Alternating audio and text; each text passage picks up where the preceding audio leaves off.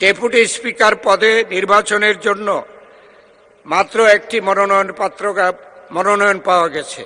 এই অবস্থায় barrister Kaiser Kamal deputy speaker পদে নির্বাচিত হয়েছে বলে ঘোষণা করা যেতে পারে, কিন্তু কার্যপ্রণালী বিধির ৮ ও ৯ বিধিতে ডেপুটি স্পিকার পদে নির্বাচন সম্পর্কিত প্রস্তাব ভোটে দেওয়ার বিধান থাকায় আমি প্রস্তাবটি সংসদের সামনে পেশ করছি।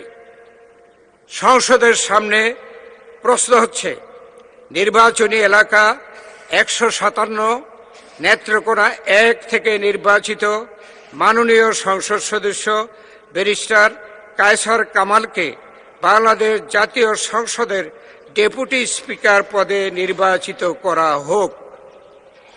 যারা এই প্রস্তাবের পক্ষে আছেন তারা হ্যাঁ বলুন। যারা এই প্রস্তাবের বিপক্ষে আছেন তারা না বলুন।